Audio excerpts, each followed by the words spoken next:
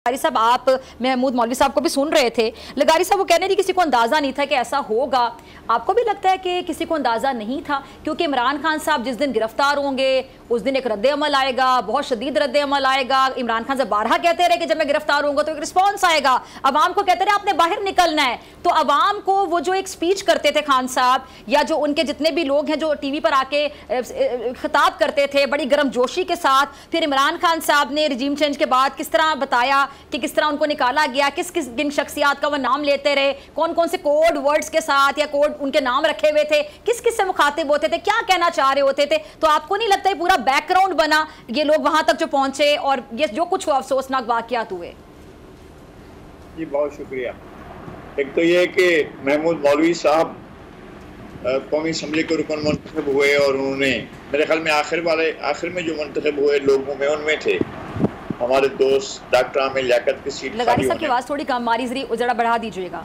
जी जी लगारी साहब। हमारे दोस्त डॉक्टर आमिर लियाकत की सीट। लगारी साहब आवाज़ आ रही है मेरी? जी लगारी साहब प्लीज कंटिन्यू। जी टीम बढ़ा दीजिएगा। जी लगारी साहब आप प्लीज बोलिए। जी मैं ये अर्ज कर रहा हूँ कि महमूद मौलवी साहब जो हैं ये मुंतखब हुए थे डॉक्टर आमिर लियाकत की सीट के खाली होने पर।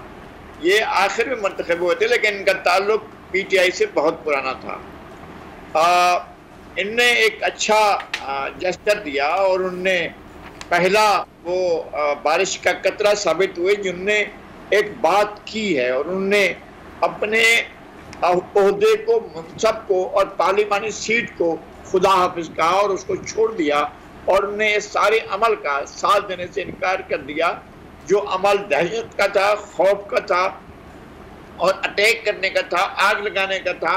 और ये सोचे बिना कि कहाँ आग लगा रहे हैं और किसको आग लगा रहे हैं और कैसे आग लगा रहे हैं, वो इस अमल के खिलाफ हो गए और उन्होंने अपने आप को अलग कर लिया। मेरे ख्याल में ये अलग करने का सिलसिला जो है उस वक्त शुरू होना चाहिए था जब ये सियासी अमल से अलग हुए थे, जब इन्होंने तहरीके अदम एतमाद के आईनी अमल के बाद इदारों को गलत बातें कहना शुरू कर दी थी। वो ये चाहते थे कि इदारे, हमारे ख़ास तौर पर सिक्योरिटी इदारे जो हैं वो इनके डिफेंस में आकर खड़े हो जाएं और आवाम की राय के आगे बंद बांधें। उन्होंने कहा कि न्यूट्रल जो है वो जानवर होता है। इन्होंने हमारे टॉप रैंक के लोगों को कहा कि ये मीर जाफर हैं, मीर सादिक हैं, ये गद्दार हैं और इन्होंने मुझे इक़्तिदार से अलग किया। मुझे इक़्तिदार से इन्होंने जो है मेरा इक़्तिदार नहीं बचाया बल्कि ये भी कहा कि ये लंदन प्लान का हिस्सा थे।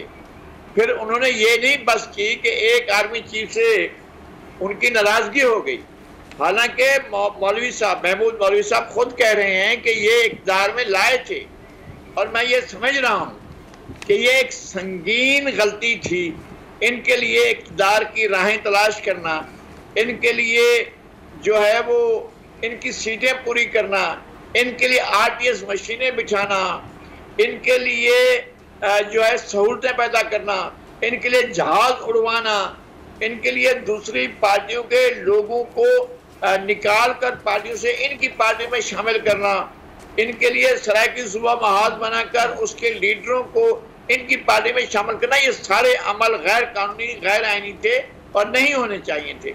और अब जब ये पानी सर से ऊंचा हो गया, जब ये इनके नाज और नखरे बढ़कर आग और खून की तरफ बढ़ने लगे, तो जाहिर है महमूद मौलवी साहब जैसे जो शरीफ और अफसर हो गए उन्होंने तो इस सारी सूरत को ठंडे पेट से बर्दाश्त नहीं करना था और उन्होंने यही किया और बाकी लोग भी इसको बर्दाश्त नहीं करेंगे, वो इसी तरह से निकलेंगे। लेकिन ये इस बात का ब्लैंक चेक नहीं है कि जो लोग मुलविस थे, जिन लोगों को आप पहचानते हैं, जिन लोगों को आप जान चुके हैं, उनको अगर गिरफ्तार किया जाता है तो जाहिर है वो कानून को फेस करेंगे। लेकिन इसकी आड़ में अगर आप बेगुनाह लोगों को, अगर आप ऐसे लोगों को जो इन वाक़यात में मुलविस नहीं थे उन्हें गिरफ्तार करते हैं तो फिर ये एक खतरनाक बात होगी। हमें ये सुनने में आ रहा है कि ऐसे लोगों को भी गिरफ्तार किया जा रहा है जिनकी लिस्टें मकामी लोग जो बनाकर दे रहे हैं कि जी इनको गिरफ्तार कर ले फिर हमारा इलेक्शन आसान हो जाएगा। तो ये नहीं होना चाहिए, इस तरह की चीजें नहीं होना चाहिए। जिन लोगों ने कानून को तोड़ा, जिनने हमारे सिक्योरिटी इदारों के इंस्टॉलेशन पर हमले किए। मैं एक बात अर्ज करना चाहता हूँ, MM आलम, इनके साथ मेरा जाती ताल्लुक था, उनके साथ मेरा भाइयों जैसा ताल्लुक था, और वो मेरे ऑफिस में तशरीफ लाते थे, और हमारा एक मैं उनकी बहुत इज्जत करता था, बहुत एहतराम करता था, पूरा मुल्क उनका एहतराम करता है। लेकिन जिस तरह से उनके जहाज को निशाना बनाया गया, जिस तरह उनके जहाज को आग लगाई गई, ये एक अफसोसनाक और शर्मनाक वाकया है। कौमें अपनी चीजों को संभाल कर रखती हैं। ये नहीं होता है कि उनको आग अच्छा लगारी साहब, सॉरी मैं आपकी बात काट रही हूँ, आप कह रहे हैं आपका उनका बड़ा करीबी ताल्लुक था, पूरी कौम का उनके साथ ताल्लुक था, बल्कि है वो हमारे हीरो हैं, हमारा उनके साथ जज्बाती ताल्लुक है, हम इमोशनली अटैच्ड हैं अपने हीरोज के साथ। मैं जाती ताल्लुक की बात कर रहा था, चूंकि वो मेरा उनके साथ न्याजमंदी का ताल्लुक था। वो मेरे ऑफिस तशरीफ लाते थे, और ऐसा कई बार हुआ है, और उनके साथ हमारी गुफ्तगू होती थी। वो सारे हम उनसे दास्ताने और किस्से सुनते थे, वो बातें सारी सुनते थे, और फिर उनके साथ जो कुछ होता रहा वो भी बताते थे। उन चीजों में हम नहीं जाना चाहते हैं, लेकिन बहरहाल वो एक हीरो थे आपके, और जिनको सारी दुनिया जानती है। आपने उनकी निशानियों के साथ बहुत ज्यादा घनौना अमल किया, तो जिन लोगों ने ये किया है उनको मकाफात अमल का शिकार होना चाहिए, लेकिन